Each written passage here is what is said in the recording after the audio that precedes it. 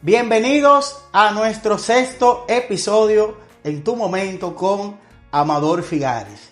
Recuerden seguirnos en todas nuestras redes sociales, inscribirse en nuestro canal de YouTube, en Instagram, Facebook, Twitter y Threads. Gracias por sintonizarnos.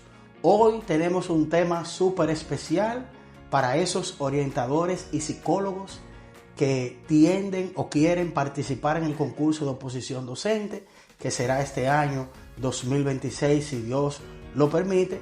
Y para eso hemos traído hoy un invitado, un psicólogo escolar que participó en el año 2024-25 en el concurso focalizado que realizó el Ministerio de Educación. Y para ustedes hoy le tenemos desde Padre Las Casas, desde Asua, desde Monte Bonito, pero de aquí, del Distrito Nacional de Cristo Rey, Puerto Isabela, el Hoyo de Chulín, al psicólogo escolar Wilman Calderón. Bienvenido, Wilman, a nuestro episodio, a Tu Momento con Amador Figares. Gracias bien, gracias por la invitación. Pero para nosotros es un honor que tú estés aquí acompañándonos y así podamos darle algunas orientaciones que pueden ser favorables, muy sabias de tu parte o nuestra, para que esos compañeros que van a participar en los próximos concursos, dígase orientadores o psicólogos, tengan más o menos una noción, una idea de cómo de alguna forma pudieran obtener un resultado positivo, un resultado favorable y puedan integrarse a lo que es el sistema educativo dominicano, que para muchos es un sueño y que muchos también quieren lograr. Wilman. Excelente. ¿Cómo te sientes? Bien, bien, gracias a Dios, con los pies sobre la tierra, que es lo primero. Siempre el psicólogo tiene que tener los pies sobre la tierra. Así es. Si está en el aire, psicólogo hay problemas. El psicólogo que no está amueblado tiene problemas. Y para mí es un placer, y más de hablar del concurso de oposición, que genera tanta controversia y tanto comentario. Y vamos al mambo. Sí, qué bueno.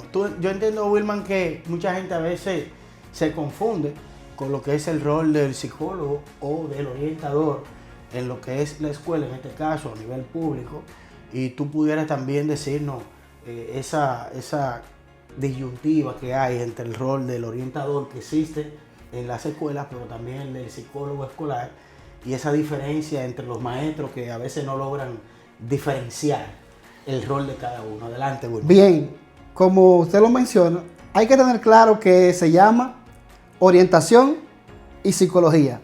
Es un departamento que está integrado por orientador y por psicólogo. El manual del ministerio, el manual operativo del centro que tiene el Ministerio de Educación, define muy bien los roles de cada uno. Primero, el orientador, que es el primer eje que aparece en ese manual, que está dedicado al rendimiento académico, a todo lo que tiene que ver con lo que influye en el rendimiento académico del estudiante, de esa dinámica, de esa evaluación del aprendizaje. También te diría, bueno, pues el psicólogo no hace lo mismo. Sí, pero en contexto diferente, porque el orientador lo hace en base a aprendizaje y a rendimiento. El psicólogo lo hace en base a psicología, a lo que afecta al estudiante psicoemocional en la familia, que le impide alcanzar el aprendizaje. Que se nota la diferencia. Orientador basado en el rendimiento académico. Siempre sus orientaciones van basadas en el rendimiento académico. Sus actividades van a que el rendimiento académico sea óptimo. Ahora, el psicólogo, vamos a identificar los problemas psicológicos, motivacionales, tanto del estudiante y de la familia, que afecta ese rendimiento académico, que el orientador va a guiar. O sea, miren la diferencia, pero tienen que trabajar en conjunto. No pueden trabajar uno por un lado y otro por otro. No, aislado no. Exactamente. No, pero usted dio una explicación fabulosa y eso está bien claro. Roles diferentes, pero en una combinación de trabajo. Y que también entra lo que siempre hay una dicotomía, una disyuntiva entre lo que es el rol del maestro con el tema también de los orientadores y los psicólogos, y que muchas veces el maestro entiende que el psicólogo no hace nada. Escúchame, Wilma, lo voy a decir aquí.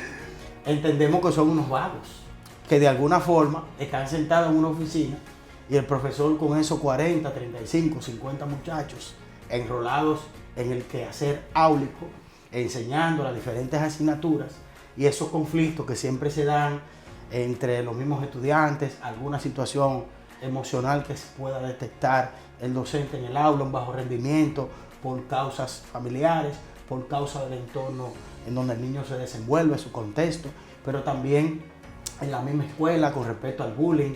¿Qué tú entiendes que se da entre el docente, el psicólogo, el orientador, que a veces hay quejas, y cómo de alguna forma u otra el maestro primero debe abordar esas problemáticas en lo que es en el aula con las herramientas que tiene, y cómo luego se pudiera referir un estudiante, porque por cualquier cosita no se puede referir un estudiante a orientación en psicología, aunque hay unos muchachos que realmente rinden más que el sol de las 12, y ya el maestro, después de hacer un sinnúmero de cosas, Wilma, ya no encuentra qué va a hacer después hasta de orar, hacer un ayuno, comprar una empanada, un juguito, y a veces hasta dar una palmadita. Ahí, mi hijo, dime, vamos arriba, y no hay forma de que el muchacho se adapte. Lo primero es que hay que establecer que el psicólogo y el maestro no son enemigos. No pueden verse como dos entes separados, al contrario, son hermanos siameses. ¿Qué es lo que pasa? Que hemos confundido el rol del psicólogo, lo hemos confundido mucho en simplemente en experimentarlo en la oficina, en delegar, en solamente ir a la oficina. No, es mandarlo. Y el rol del psicólogo básicamente va más allá de estar en la oficina de orientación y psicología, que es su espacio, pero no está supeditado a estar sentado ahí a esperar la incidencia, porque la psicología es una ciencia de prevención de problemas.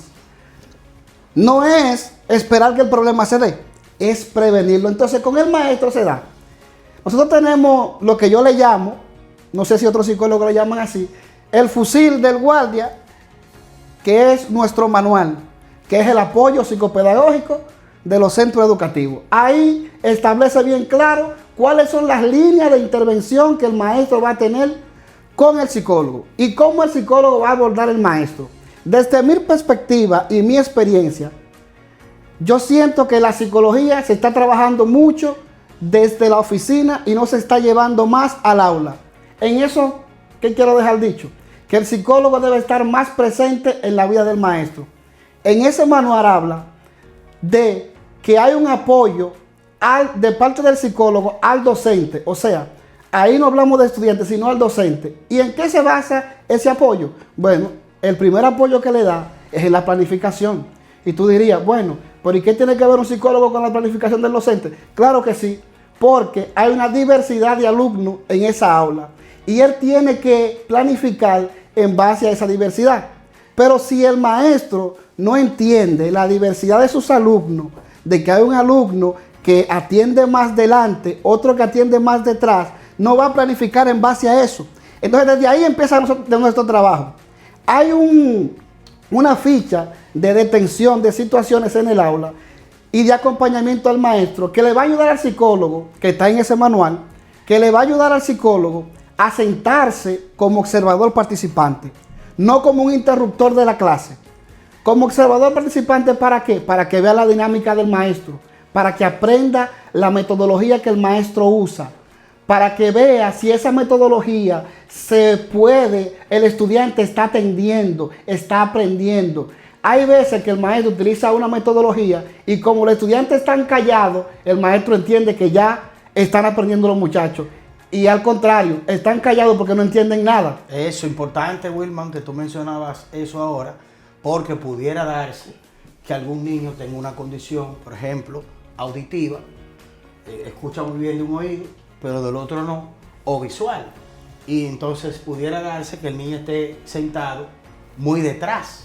Y entonces si no, él no siente la parte del aprendizaje, no capta visualmente ni escucha, no va a aprender.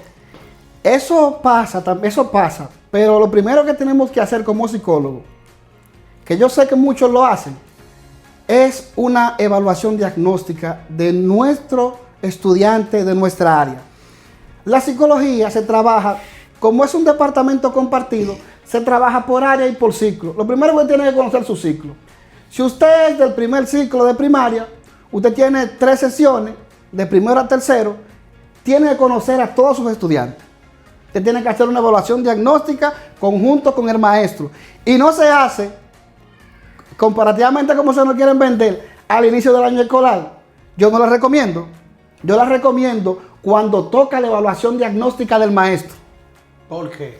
¿Por qué? Porque el maestro es que tiene las primeras 2 semanas con el niño. El maestro es que va a diseñar su evaluación diagnóstica, porque sabe que ya hay uno que va más adelantado que otro y otro va más quedado. Cuando ya yo me apoyo en esa evaluación diagnóstica del maestro, ya yo sé que Juancito y Pedrito son los más hábiles según el maestro, porque lo está viendo. Yo no lo estoy viendo porque estoy en la oficina.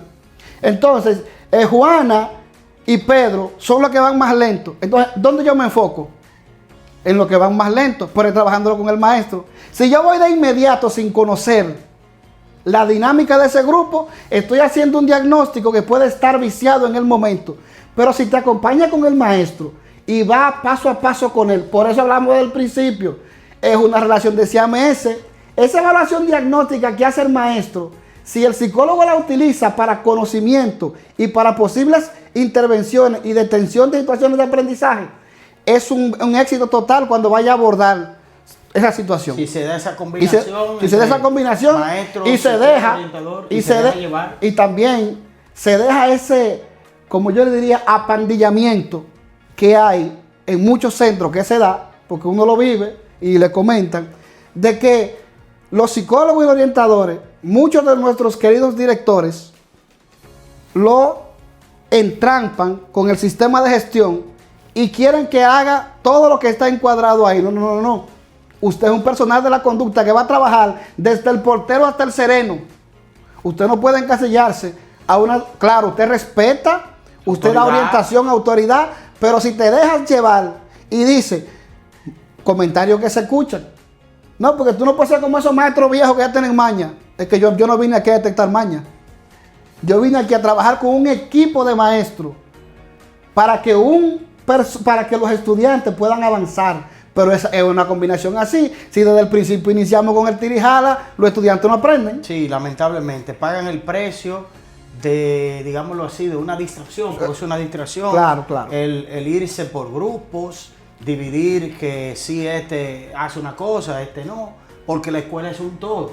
Y como un todo debe funcionar. Todos los actores arando la tierra para que así pueda esa semilla del aprendizaje germinar y el estudiante pueda desarrollar competencias, aprendizajes y diferentes habilidades en coordinación con el equipo de gestión, los maestros, el orientador, el psicólogo y una pata importante, las familias. Porque la escuela sin las familias no es posible que pueda ser exitosa.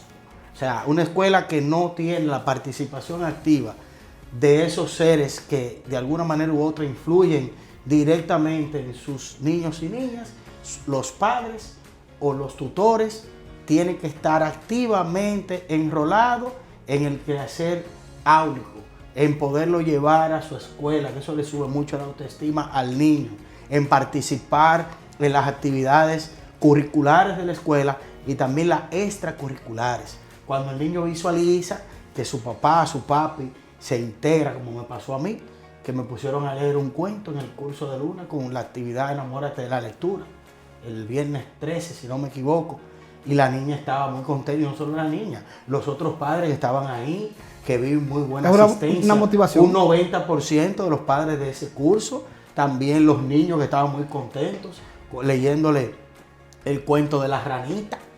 Y entonces vi otra también madre que participó, estuvimos pintando y eso va desarrollando esa parte no solo de autoestima, sino que el niño lo percibe, el ambiente escolar, como algo familiar. Agradable. Algo agradable, alguna parte también de buena convivencia, porque ven que sus padres son parte del centro educativo. Y yo resalto el buen trabajo que viene realizando la coordinación del nivel inicial del centro educativo Nuestra Señora de la Fe y también la psicóloga del centro. Excelente. Que están siempre pendientes. Activa. A la llegada de los niños, a que los niños no estén siendo dependientes de un juguetico, tratando de que sean autónomos, de poderlo ayudar a comer cuando tienen sus 2 a 3 años, hasta los 5, que sean autónomos, que puedan ellos cambiarse, cepillarse, comer, escribir, leer, y eso realmente nos llena de satisfacción ver que todavía hay muchas personas, muchos profesionales de la educación que están altamente comprometidos con una educación de calidad. Wilman, el tema de hoy principal es el tema del concurso de oposición docente, que en este caso el último fue focalizado, sí, dígase por áreas, pero no solo por áreas, también por zonas geográficas, necesidades, por decirlo así, por las necesidades que se están identificando en las diferentes provincias, en las regionales y distritos educativos, como en el caso de, un ejemplo, de Baní, de Neiva, de Higüey, de Miches, de Atomayor, de aquí del Distrito Nacional por las circunscripciones, Santo Domingo Oeste, también Pedro Brán, dígase Puerto Plata, dígase Santiago, dígase San Francisco de Macorís, y como tú sabes, muchos orientadores psicólogos tienen la frustración cada vez que van a enfrentarse, fíjate que es un asunto humano, un asunto que le causa nervio a la gente, sí, estrés, que a veces le da ansiedad, el que se hayan pasado 4 años estudiando y su oportunidad es llegar para tú poder hacer un swing como si fuera un pelotero el día que te van a firmar. Y quisiéramos, Wilman, que tú nos digas cómo fue tu experiencia en ese entonces que tú participaste como orientador psicólogo por parte del Distrito Educativo 1503, ese tema de la plataforma, los requisitos, porque te voy a decir una cosa, Wilman, hay gente que quieren concursar pero no tienen ni siquiera el título legalizado en el MESID, ni siquiera tienen el currículum actualizado, no tienen ni siquiera la copia de cédula ahí ready, no tienen los demás requisitos que pide como el certificado médico aunque se vence, el papel de buena conducta aunque se vence, pero las cosas básicas, ¿qué tú recomiendas? ¿Cómo fue tu experiencia? Dinos sobre eso. Bueno, desde el inicio la palabra concurso se relaciona con examen y siempre el ser humano que se va a examinar, eso le genera un estrés. Y desde que tú mencionas concurso, desde que abres la plataforma, ya inicia el estrés. Desde empezar a buscar esos requisitos, que muchos no lo tienen a mano ahora, y empiezan a buscarlo ya 15 días antes, que es su certificado legalizado por el MESID, su carta de buena conducta también, su certificado médico, tiene que tenerlo, tiene que tener su certificado psicológico, tiene que tener su currículum actualizado. El currículum se actualiza cada rato. Que desde ya yo recomendaría que para que tengan menos carga de estrés o carga cognitiva, como se le llama, según varios autores que han fortalecido esa teoría, de que esa parte de la carga cognitiva desde ya pueden ir quitándosela. O sea, vaya actualizando su currículum desde ahora. No hay que esperar que hagan el llamado. Y lo primero es que si salió la ordenanza del concurso, ubíquese ahí, psicólogo, mire, los requisitos son esto, son 8, yo lo tengo. Sí. Me falta 1, estoy ahí. Entonces, desde ahí yo pienso que ya empieza a generar estrés, porque la palabra examen genera mucho estrés y también la incertidumbre. Nosotros tenemos un problema serio como profesionales en el área de la educación en el tema del concurso. Que nosotros queremos dejar todo al que no sabemos lo que va a salir. Y todo lo que va a salir en el concurso tiene una base. No sale de la nada. No, claro que no. Salen de todo ese material que tiene el ministerio, que aunque usted no lo vea en los centros, eso es lo que usted va a hacer en otras palabras. Sí. Que es lo cotidiano día a día. Sí. Por ejemplo, cuando usted, que pasó mucho en el concurso que yo participé, me salió 10 veces la palabra intervención psicopedagógica. 10 veces en 10 preguntas diferentes.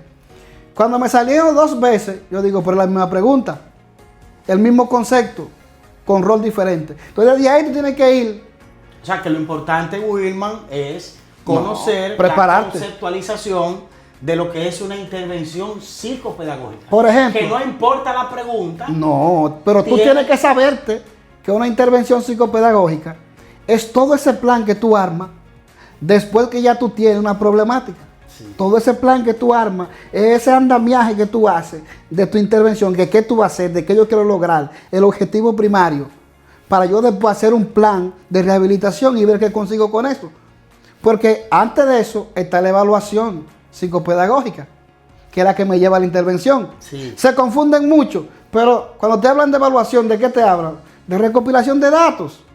Si te hablan de psicopedagogía, ¿qué te están hablando? De aprendizaje. ¿De qué influye en el aprendizaje del niño? Tú vas a recorrer todo eso. Estás tocando un tema importante. O sea, tú le estás dando, Wilman, básicamente pinceladas sí, pero de posibles cosas que pudieran salir. Porque recuerda que son un banco de preguntas. No, son 60 y pico de preguntas. 60 que te salen en el examen. Sí, no, pero aclarar que hay un banco de preguntas, de más de 1000 preguntas que son elegidas de manera aleatoria, pero en base al psicopedagogismo. O sea, no a la psicopedagogía. Intervención psicopedagógica. O sea, que no importa la cantidad de preguntas que sean, si usted domina, si usted tiene bien claro, definido ese concepto, cuáles son sus componentes, su característica, su alcance, para qué se utiliza, por qué, quién lo inventó, su fecha. O sea, le pueden lanzar cualquier tipo de pregunta. Y algo importante, Wilman. Por ejemplo, yo, con todo el que hablaba para el concurso, me mandaban 50,000 materiales digitales. Ojo con eso, con los materiales digitales. No es que tú no leas información, pero tú tienes que tener informaciones privilegiadas, como dicen, y material específico. Hay áreas que tú tienes que enfocarte. Primero, tú tienes que saberte la ordenanza que crea la ACMAE. Importante. La 09-2000. Importante. ¿Por qué tú tienes que saberte eso? Porque ¿con quién tú vas a trabajar? Con familia, con los padres. Claro que sí. Entonces, si tú tienes que saber el reglamento que lo regula ellos, para tú también decirle, miren, ustedes tienen una función en este centro. Nueva que crea ahora la federación. Tú tienes que saber las funciones de ellos. Pero cuando tú te reúnas con ellos, no te reúnas a hablar disparate. Sí. Te reúnas a decirle, miren, su función es esta y esta. Sin su apoyo, su niño, su niña, no va a llegar. Que hagamos en la escuela, no hay forma. No hay forma. Esa es una. Nuestro apoyo psicopedagógico, que habla de todas las intervenciones, ahí están todos los conceptos de intervención, estilos, estrategias, hábitos de estudio, necesidades de apoyos específicos, o sea, con niños de la diversidad, que cómo tú trabajarlo, todo eso tú tienes que sabértelo, tienes que saberte esos conceptos. Otra cosa fundamental que el psicólogo deja de lado a la hora de la evaluación, el currículum. Usted puede ser el ingeniero de la NASA que va a dar matemática en cuarto. Y si usted no se sabe su malla curricular de ese ciclo, usted no va para ningún lado. Entonces el psicólogo que no se sabe su malla curricular, que no sabe que nuestro diseño curricular tiene tres enfoques, que es el histórico-cultural, el sociocrítico y el de competencia. Pero hay que tener mucho cuidado porque tú oyes, histórico-cultural, sí, pero no es en base a esa historia, cultura que tú vives diario. No. Es tú llevar al constructivismo a través de ese enfoque. ¿Qué tú quieres decir con eso? Bueno, que ese estudiante tiene que construir el aprendizaje a través de su cultura y el momento histórico que se vive. Sí. No remontarte a Trujillo.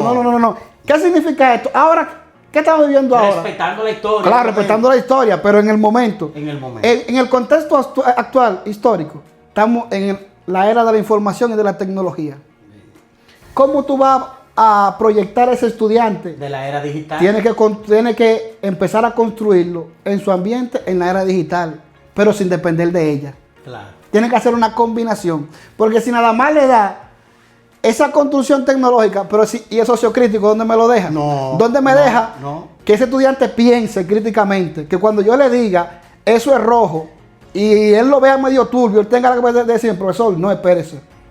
Usted lo ve rojo, pero eso como que no se me parece rojo, vamos a analizarlo. Sí. No que sea un borrego, que si yo le digo, por aquí es que va, por aquí voy. No. El enfoque se basa en eso. Y el de competencia, ahí, eso engloba muchos aspectos, porque ahí están las habilidades, las actitudes, las motivaciones. El conocimiento completo está ahí de cómo tú vas a trazar, y tú tienes que tener que ahí están los conceptos actitudinal, las acciones que el estudiante tiene, lo procedimental, lo que él hace, el proceso que él va a hacer. Bien. Y también está el teórico, porque yo sé que es un celular que le estoy enseñando al niño. Es verdad, él sabe que es un celular. Ahora, ¿qué hace el celular? Es el procedimiento. Sí, no, y también conocer a profundidad sus componentes, sus elementos. Eso es. ¿Qué sirve? Y después saber ser. Sí. ¿Qué yo voy a hacer con él? Sí, exactamente. Porque ahora ¿Para qué lo voy a utilizar? Ahora que se habla con un nuevo relance de la educación, y se habla de Sí, el nuevo ministro de Educación Superior habla de un pacto educativo. Una reforma educativa. Y de un relance de que el estudiante sea más activo técnicamente, que luego eso pudiera ser un episodio, hablar de la integración o la reforma o la fusión o la integración de ambos ministerios en un solo. Bueno, eso es un buen tema. Eso pudiera ser nuestro séptimo episodio. Ahí hay conceptos que chocan, pero lo que se trata es de que el estudiante, lo que usted le esté dando, él mañana, cuando llegue a su casa, sepa qué hacer con él. No sea un almacén de conocimiento. Ya no necesitamos almacenes de conocimiento, necesitamos personas que con el poco conocimiento que tengan puedan construir, se puedan desarrollar y se puedan adaptar a los tiempos. Sí, y convivir. Y convivir. Hay gente que dice, yo no pongo a mi hijo a leer en el celular. Bueno, pero tampoco leen un libro. Entonces, ¿qué tú prefieres? Sí. Yo no estoy de acuerdo, de mi parte como psicólogo, yo prefiero siempre el libro. Sí, pero si el niño se motiva a leerme en el celular 3 o 4 páginas, me está leyendo. Sí, pero es un tema, Wilman, también, porque en Francia supe que ya están prohibiendo el uso de los teléfonos niños menores de edad y el tema del uso de las redes sociales porque dificulta el desarrollo cognitivo, el estar conectado en un aparato. Sí. Y limita el desarrollo del habla y del aprendizaje también. Sí, eso está demostrado ya. Sí, eso está demostrado. Pero, ¿qué pasa? Tú, a un niño, perdonando la analogía, la mamá no le quita el seno de hoy para mañana. No. El niño nace y de una vez se pega. Sí. ¿Qué estamos haciendo? Lo de que están naciendo ven aparatos. ¿Qué es el error que cometemos? El error que cometemos es de que el niño nace ya de una vez proyectándole una pantalla. Sí. El niño no ve otra cosa. Sí. El niño no ve al papá reflejado en un libro, lo ve en un celular porque el papá se llena entero en un celular. Entonces tú de montar esa práctica se lleva tiempo. Ya Francia lo está haciendo. Sí, pero ya Francia tiene un estudio ahí de hace 10 años que lo está implementando con niños, ya con familias, porque el problema de la educación aquí es que queremos implementar plan de hoy para mañana. La educación no se transforma de hoy para mañana.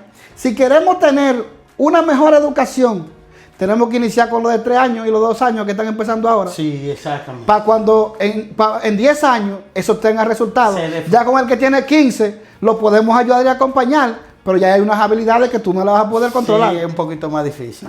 Entonces, Wilman, retomando el tema del concurso de oposición, que será, si Dios lo permite, este año. Esperemos. Está programado en el plan operativo anual del Ministerio de Educación, el tener las documentaciones al día, especialmente como el currículum, su título legalizado, téngalo escaneado, también el tema de su copia de cédula, y luego pudiera ser, como muy focalizado, alguna evidencia que certifique o valide que usted reside en ese lugar a donde se va a realizar esa publicación de esa plaza. Por ejemplo, usted va a participar, dígase aquí en el Distrito Nacional, usted con un contrato de alquiler, una factura de su teléfono, entonces puede demostrar que usted reside aquí para cuando vaya a participar en los distritos que abarcan el Distrito Nacional, entonces usted tenga la oportunidad, los documentos, como lo del certificado médico, el asunto de la prueba que les realizan, el asunto de la parte de antidoping, ya eso lo manda a hacer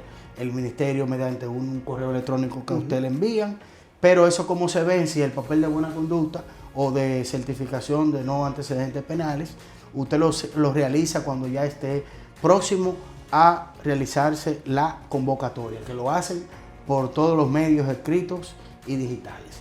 Tú mencionabas sobre algunos temas que es importante que tomen en cuenta, lo del asunto del manual del psicólogo, Sí, que está establecido por el mismo Ministerio de Educación, Claro, sí. las ordenanzas que establecen las federaciones, en este caso que hay una actualizada del 2025, si no me equivoco. Si actualiza la 09-2000, Sí. entonces ya tenía 25 años sin actualizarla. Sí. Y básicamente va por ahí. Y también, Wilman, algo importante, tú acababas de mencionar, no solo el asunto de la ordenanza, sino también lo del nuevo, la nueva adecuación curricular no, eso del tiene Ministerio de Educación, tiene que tenerlo a los cuarta. 3 enfoques en No, cuanto que- está fundamentado, Sí. la nueva adecuación que sigue de la anterior, las competencias fundamentales, Específicas. conocer los componentes que tiene esa nueva adecuación, Sí. manejarla y de alguna manera, tú decías también lo que tiene que ver con la convivencia o el manual de convivencia. ¿Qué otros aspectos tú entiendes que debe de conocer o debe de enfocarse así, no tan directo, para cuidarnos, porque somos colaboradores, ¿verdad? Y Sí. no tirarlo tan claro, pero ¿qué cosas tú entiendes?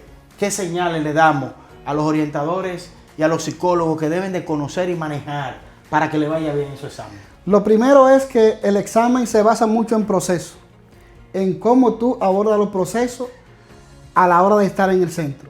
O sea, tiene que pensar como psicólogo. Tiene que desde ya. pensar como psicólogo de ella. Entonces, usted va a pensar en 2 dimensiones, como evaluador y como interventor. Como evaluador tienes que saber que tú tienes una evaluación diagnóstica que es tu parte inicial, tu recolección de datos inicial. Ahora, tú tienes que saber también que tú tienes una evaluación formativa, que después que tú recoges eso y tienes esa información diagnóstica de posible situación, tú tienes que ir formando hacia dónde tú vas. Así como el maestro suma, hace su sumativa para darle una calificación final, así tenemos que hacer nosotros como psicólogos, para que esa evaluación final o esa sumatoria final sea el proceso que tú vas a llevar a cabo, que ya va a ser una fase de intervención que va a tener un programa de objetivo específico. Conocer esa parte fundamental del currículum, las competencias específicas. Hay que tener algo pendiente.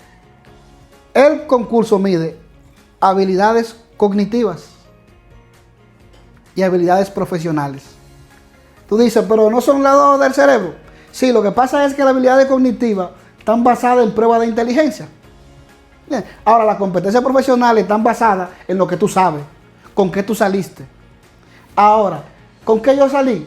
¿Con qué tú sales? Bueno, tú dices, bueno, yo he leído poco, tengo que empaparme.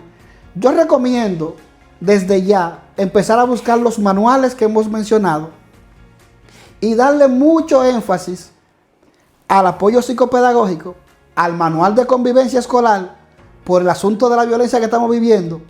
El contexto de hoy, de la prueba de hoy, para mí, y yo como evaluador lo haría así. En el contexto de violencia que vivimos hoy en los centros educativos, yo haría un concurso focalizado hacia resolución de problemas enfocado en la violencia. En cómo motivamos a bajar la violencia, a bajar el estrés, Sí. a identificar situaciones, a evaluar antes para prevenir. Si usted busca, todos los conflictos de violencia tienen un antecedente. Entonces desde ahí, y eso te va a salir en el concurso. Y de ahí entonces tú partes a un manual o a una ley que tú no puedes faltar, que es el Código del Menor. La 136-03, no se puede salir de que ahí. dicen muchos maestros que eso ha venido a dañar el sistema. No, lo ha dañado por el enfoque que se le ha dado. Porque en realidad es una ley que protege al menor. Que hay que garantizar. Que hay que su derecho garantizar. también. Sí, pero ¿qué es lo que sucede? Que la hemos desvirtualizado en los centros educativos. ¿Por qué? Porque la queremos aplicar ya cuando el problema está. Esa ley se aplica antes del problema, ellos identificándolo. Ellos viendo, observando, ¿dónde Sí, va? porque no es de un día para otro que el Oye, muchacho sale violento. ¿Dónde va? No. A mí me No es de dicen, un día para otro que consumió droga. No. No. No es de un día para otro que robó. No. No es de un día para otro. ahí me dicen, yo converso en un grupo de psicólogos y me dicen el disruptivo del grupo. Porque ellos dicen, tú lo que no estás poniendo, tú lo que no quieres poner mucho trabajo. Yo digo, bueno, si tú lo ves desde ese punto de vista, pues tú no eres un psicólogo. Porque yo planteo que en los centros educativos el psicólogo desde que llegue y llegó al primer ciclo, él tiene que, todo su expediente de sus estudiantes, verificarlo. ¿Quién fue que lo fue a inscribir? Con el director y el equipo de gestión. ¿Quién lo inscribió? Un tío, un amigo, un vecino, para yo ver cómo viene ese niño, el núcleo familiar. Y desde ahí yo empecé a recoger la información. No a sentarme, esperar que el maestro me diga a mí, mira, el muchacho no atiende. Yo sé que muchos psicólogos van a sentirse incómodos, pero es una realidad. Usted no amenaza. No, que es una realidad, porque es que, vamos a ver, por ejemplo, ponga el caso que pasó recientemente en el Liceo Juan Pablo Duarte, donde salió un maestro herido. Ay, sí, ¿por qué lo matan a ese profesor? Son 2 estudiantes. Nadie quiere que Nadie quiere que un maestro esté herido. Ahora, ni usted ni yo conocemos los antecedentes. Ni usted ni yo conocemos los antecedentes de los 2 estudiantes que lo atacaron. Que por cierto, condenamos el hecho de agresión no solo al docente del Liceo Juan Pablo Duarte que fue afectado, donde casi pierde un miembro de su cuerpo, botando sangre, le entraron 2 muchachos si no me equivoco. Condenamos esa agresión de violencia no solo a él, a cualquier docente. También cualquier acto de violencia en los centros educativos, ya que los centros educativos son básicamente talleres de convivencia, de buen hacer, del respeto, de la paz, del desarrollo, del aprendizaje y de la capacitación de nuestros seres humanos, que son los que de alguna manera impactan la vida del día a día de nuestra población en la República Dominicana. Nosotros estamos de acuerdo a que sí haya un régimen de consecuencia con esos estudiantes que se extralimitaron agrediendo al profesor, porque es verdad que a veces hay unos maestros que son, digámoslo así, testarudos, y que quizás la forma como ellos abordan a los muchachos no se la esté jugando también, porque al final si usted pierde un ojo, el que usted se va a quedar sin ojo usted. Entonces manejemos esas situaciones, utilicemos los mecanismos que tiene el ministerio establecido, porque después si usted pierde su ojo, usted que se va a quedar sin su ojo menos. Utilice las herramientas, los documentos pertinentes, cite a esos padres, no se ponga a forzar con muchachos en límite directo, en hacerse sentir que usted es más, no, porque al final usted es la autoridad. Y si usted entiende que eso se puede salir de control, busque el apoyo de los orientadores, de los psicólogos, del equipo de gestión, de los padres, porque al final usted lo que es su maestro, usted no es su papá. Entonces tenemos que entender eso bien claro. Y cuando esos muchachos están así, a ese nivel de violencia, hay maestros que sí se han ganado la confianza, la familiaridad. Sí. Yo recuerdo que lo más tremendo de la escuela, a mí me buscaban cuando estaban peleando, pero ya yo, esos muchachos, la mayoría, no éramos uña y dedo, pero el abordaje era distinto. Ven acá, te desayunaste, el abordaje era distinto. Mira la dinámica de relación. Claro, porque debe haber, y esos muchachos yo recuerdo que nadie lo aguantaba. Lo sacaban de las aulas, no podía la dirección con ellos, y hasta los papás me decían, ¿qué es lo que usted le está haciendo, muchacho? No, que lo estamos orientando. Hablándole de pelota, hablándole de trabajos técnicos profesionales, hablándole que cuando salgan de aquí, cómo tienen que manejarse, cómo luego ellos pueden ser autodependientes. Ellos se fijan mucho también en uno, en cómo uno va a la escuela, el ejemplo, si uno va vestido, si uno va planchado, si uno está actualizado en base a la parte digital, si usted es un maestro que está al día, si usted es una persona que los trata bien, porque ese otro también, que a veces nosotros somos insensibles y nos hace falta empatía. Y uno cree a veces que con 50 o 100 pesos uno se va a hacer más pobre, y no. Hay niños de esos que no se han desayunado. Y usted agarrar, después que se coma su pan, quiere una pizza. Es más, el primero que haga la clase tiene una pizza. Y ya usted está ahí rompiendo. Sí, motivando. Y cuando el que le vaya bien el examen, 500 pesos, señores, cuesta un cosita de eso. Un bizcochito, un heladito. Sí. Que eso usted no lo va a hacer más rico ni más pobre. Eso es no, porque eso al ministerio, sí, pero hay una parte del ministerio no la desarrolla. No. Que es la coinonía del maestro con sus estudiantes. Esa relación ese desarrollo, diaria. esa relación diaria. que cuando usted le habla al estudiante, espérate, me habló el profe, un momento, no, así no, te está pasando. Y le cuentan las cosas que nadie le quiere contar a los otros. El tema de la violencia y de la autoridad en los centros se desvirtuó porque, como hablamos, se malinterpretó la ley. Ahora, nosotros tenemos unas normas de convivencia. Sí. Donde están cada una de las sanciones que debe tener un estudiante a la hora de cometer ciertos actos que rayan fuera de lo que es la convivencia escolar. Pero eso se inicia desde una pequeña tiradita de basura, un robo de un lápiz, todo eso. Usted empieza acumulando y ver cómo el maestro responde a eso. Sí. Porque hay maestros que le dicen, un alumno, fulano me topó y él va agresivo. No. Tú tienes que ser un ente de apaciguamiento, de ir relajado. Mira, si no se hace. Yo sé que es muy bueno de aquí. Nosotros de aquí venía a decirlo. Porque ahorita nos van a atacar porque están ahí. Es muy bueno de aquí, venía a decirlo, en camisita blanca, usted ensacadito, con aire, y no en la candela de los centros. Yo he estado en la candela del centro educativo y sé también lo que es eso. También sabemos que estamos lidiando con un sistema donde el maestro tiene unas cargas emocionales. No, y tiene muy poco apoyo.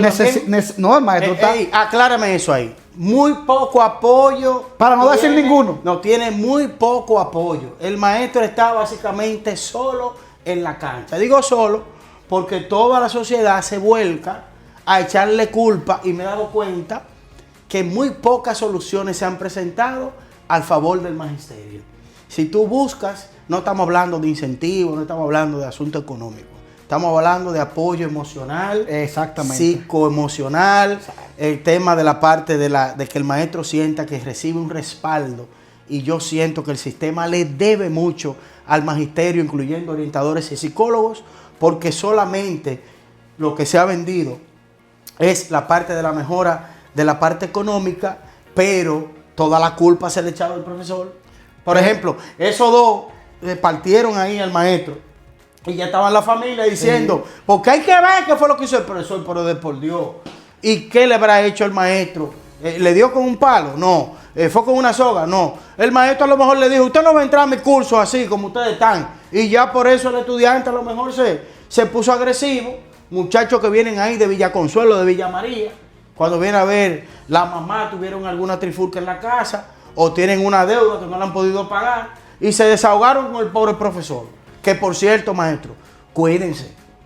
Cuídense porque ahorita, si usted se queda sin un ojo menos, usted que se va a quedar con su ojo menos. Si usted que le rompen un brazo, usted que se va a quedar sin su brazo menos. El tuerto y el manco, usted que se lo van a decir. Entonces, pídale a Dios que le dé la sabiduría para usted sobrellevar esa carga, porque realmente yo sé que van forzados. Es solo que están en la cancha. Y si pasa algo, la soga la cortan por lo más débil y hasta que investiguen, usted tiene 3 meses en su casa sentado, suspendido, hasta que averigüen que realmente fue una agresión de parte del estudiante. Entonces, cuidémonos. Vamos a seguir porque tampoco nos vamos a desvirtuar, nos vamos a desviar. Con el concurso, el tema. Con el concurso de oposición docente. Y quisiéramos que Wilmar nos diga claramente cuántos exámenes son y cuántas preguntas. Son 2 procesos. Ok. Son 2 procesos. Hay un proceso que es doble, por decir así. Sí. Que es el proceso de la parte cognitiva y habilidades y la parte del aprendizaje, que son los 60 puntos. Ok. Tú tienes 10 puntos donde te van a medir la parte emocional, tus habilidades y la inteligencia. Okay. Te van a medir la parte numérica. Son 10 preguntas de cada eso. Se usa mucho en ese tipo de pruebas de inteligencia, pruebas como el Wonderly, y así más o menos son las pruebas que más o menos salen. Y después entonces el grueso de la prueba es este concepto teórico. Es tus habilidades profesionales. Es ese concepto teórico que tiene que estar bien empapado. Que tiene que estar bien empapado. Y te van a empezar a salir preguntas. Por ejemplo, una pregunta que te puede salir de inmediato. Vivimos una realidad con el embarazo en la adolescencia. Tú como psicólogo de secundaria, de segundo ciclo, de secundaria, te sale una niña, una adolescente de 14 años embarazada, pero esa adolescente lo que tiene son dos meses que inició el año escolar, ¿qué vamos a hacer con ella? ¿Y sabe qué pasa? Que el sistema de gestión empieza, que hay que sacarla y ponerla de noche. Que no puede estar ahí. Entonces ahí es que debería de entrar el código del menor y las normas de convivencia. Entendido, sí. ¿Qué sucede? Tú no puedes de inmediatamente, te sale una situación así, externarla a todo el mundo. Porque entonces es motivo sí, de bullying. De bullying y también de motivación para adolescentes de que no, si tú no tomas redes, de que no pasa nada, no. Inmediatamente notificar a la familia y empezar un sistema de tutoría con la niña. Que vaya a la escuela, hasta que el embarazo vaya creciendo. Ahora, tú no me la puedes sacar a mitad de año escolar. Así, no. Y no solo eso, Wilman, que también no solo se debe abordar la parte de los contenidos, sino también que ya a esa niña también habrá que irle orientando. No, terapia psicológica. Porque mañana va a ser madre. Sí, entonces, lamentándolo eso. Entonces, es un caso. Lamentándolo. Y te van a poner esa pregunta, ¿qué tú harías como psicólogo de ese centro? No, yo no hago. Ahí están los manuales. Yo me voy a las leyes. Tiene derecho la niña de seguir en la escuela. Que estipulan sí. todo eso. Y ahí por ahí comienza. Y son de 62 preguntas. Hay un promedio de 20 preguntas. Ya los que se examinaron saben lo que estamos hablando, lo que yo estoy hablando. Un promedio de 60 preguntas que son situaciones que se dan en el centro. De estudio de casos. De cómo tú abordas. Pero este concurso que pasó, yo noté que no te puso estudio de caso como tal, sino aproximación de estudio de caso. Para que tú completes el estudio. Te ponía la premisa y te ponía 3 fábulas o 4. Y tú como orientador o como psicólogo sabes más o menos por dónde te vas a ir. Qué acciones Entonces por ahí tú te debes. Pero eso cuando tú sabes.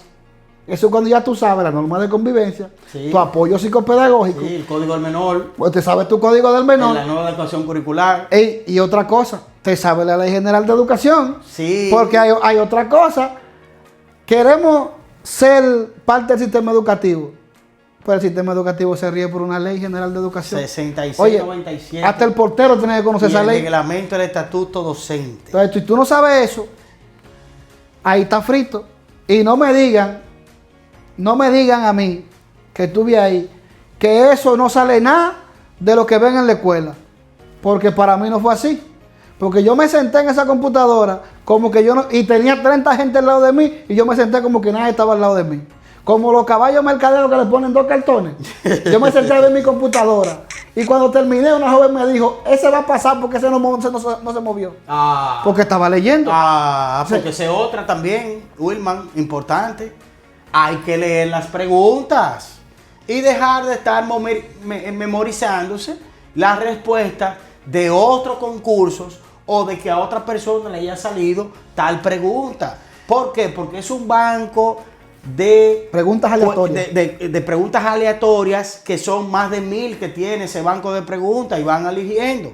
Obviamente, las respuestas, usted puede utilizar el método de Descartes, como yo le llamo, sí, en donde usted sabe que hay respuestas.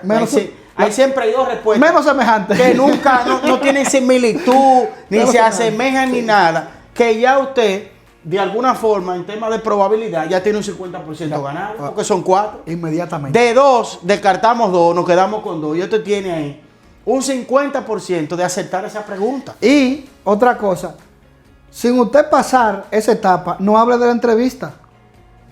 Hay gente que no ha iniciado bien, y ya quiere saber qué es lo que te van a preguntar. Vámonos por etapas. Nos cargamos demasiado. Es una realidad. Son 30 puntos de entrevista, pero usted tiene 70 que tiene que pelear atrás. Pero importante, de esos 70, tú mencionabas 60 del conocimiento conceptual profesional y 3 de habilidades cognitivas. De la habilidad cognitiva. Claro. Todo debe dar un 70%. Todo, sí mismo. Dígase que de alguna forma la sumatoria general debe tener un mínimo de 49 puntos. Es el mínimo. Con ese va entonces a la segunda etapa, que sería ya el proceso de la entrevista. Sí. Y te mandan un correo electrónico diciéndote el día, la hora y el lugar a donde deberás de acudir con su cédula de identidad electoral Y que la entrevista es lo mismo que tú contestaste en el examen. Sí, que no es de que preguntas diferentes. No es otra vaina. Es que tú harías. Y esa vale 30 puntos. Esa vale 30 así mismo. Sí. Es Y que tú harías. obviamente la designación de los docentes o de los psicólogos orientadores, estas designaciones van realizadas según la manera de la parte de la calificación. De la puntuación que obtiene. De manera descendente. Ajá. De mayor a menor. a menor. Usted tiene 90 puntos Usted y siempre escuchamos quejas de eso, pero hay otros que tienen 75. Van a ir nombrando a esas personas poco a poco que tienen mayor puntuación. Nadie puede brincar del 70 con uno adelante con 90. No, pero hay gente que piensa en Wilman. No, porque fulano sacó 75 en Montebonito. Sí, pero déjame decirte una cosa. Que la más alta de Montebonito fue esa. Montebonito, el 75 fue la más alta, y por eso requirieron de 4 psicólogos, porque hubo una apertura de un centro educativo, hubo una jubilación, hubo una pensión, y sigue entonces eligiéndose o seleccionándose en base a ese banco de elegibles, que están de primeros los que mayor tienen calificación. Bueno. Y mucha gente dice, no, porque en la capital nombraron a uno con 90 y allí nombraron a uno porque con 75. Es diferente, porque el banco de elegibles de este distrito o de esta regional no es el mismo que el de Santiago. Por ejemplo, cuando yo fui, éramos 300 postulantes por el 03, 300 y pico, y eran 10 plazas. Y yo saqué 86, que está en muy buena, pero hay psicólogos que sacaron 92 y 95. Sí, que fueron nombrados primero. Estaban nombrados primero que yo. Correcto. Pero en Barahona nombraron 3 que sacaron 72. Sí. Porque en Barahona esa era la nota más alta. Exactamente. En el 03 la mía no era la más alta. Exactamente. Tuve que esperar un proceso. Exactamente, que eso es importante también a tomar en cuenta, la cantidad de plazas que son publicadas. También. Y ojo con este dato. Si usted, aunque yo sé que uno necesita su empleo, necesita su trabajo, pero usted participa por un distrito que no es el suyo, eso va a distorsionar todo. Porque ahorita usted va a salir frustrado porque lo van a nombrar en un distrito que usted luego no va a poder asistir. Y para trasladar, bueno, lo ponen a firmar hasta un contrato de 5 años para no trasladarlo. Entonces eso luego viene y repercute en que esa escuela se queda sin ese orientador o sin ese psicólogo, y usted entonces tiene que mudarse porque tiene que ir para esa escuela, si no, no le dan el telegrama, si no, no le van a pagar, entonces es un lío. Entonces es bueno que se identifique plazas en la zona en la que usted participa. ¿Por qué? Porque luego entonces los datos que se tienen a nivel estadístico es que luego usted puede conseguir un traslado a X tiempo, porque no se están contratando psicólogos a cada rato. No. Entonces eso deja un espacio vacío y entonces se sobrecarga la nómina, aunque yo no tengo que estar defendiendo eso, pero se sobrecarga la nómina y entonces sale que esa escuela tiene 5 orientadores cuando usted va a Mayo solo. Exactamente. O tiene 5 y las secciones que hay con 13 funcionan. Exactamente, o sea, por el tema de la nivelación, exactamente. Realmente, Wilman, fue un placer hoy tenerte por aquí. Encantado. Hemos socializado la parte de la publicación, del concurso de oposición, qué cosas se deben tomar en cuenta, los preparativos para leerlo primero. Antes de concursar, cuáles son los documentos, como el currículum, tenerlo actualizado, el diploma legalizado por el MESI, o digital, tener la copia de su cédula. Luego hay otros documentos que deben de sacarlo cuando ya esté más cerca la publicación. Lo que tú decías de la parte psicopedagógica, la intervención psicopedagógica, la nueva adecuación curricular, la nueva ordenanza que establece las federaciones de ASMAE, el manual de convivencia, el código del menor, el reglamento del estatuto docente. Y recuerden seguirnos en nuestras redes sociales, en YouTube, inscribirse en Instagram, Facebook, Twitter y Threads. Gracias, Wilman, por estar aquí nuevamente. Para mí un placer. Tuvimos un invitado de alto nivel con excelente dominio, ustedes se dieron cuenta, y que le estuvo diciendo qué cosas tomar en cuenta para el próximo concurso de oposición para orientadores y psicólogos de este año 2026, que sí está estipulado en el plan operativo anual del Ministerio de Educación de la República Dominicana. No sé si Wilman quiere despedirse, decirle algo. No, gracias por la invitación, y un mensaje final que es resumido ahí corto es que el alma del psicólogo es la lectura. Un psicólogo que le diga a usted que no lee es un psicólogo que no va para ningún lado. El psicólogo tiene que leer todos los días, de psicología. No se ponga a leer historia, usted no es maestro de historia. Es bueno la cultura, lea psicología para que esté actualizado todo el tiempo. Un psicólogo que no lee es un psicólogo que está desfasado. Gracias. Un placer.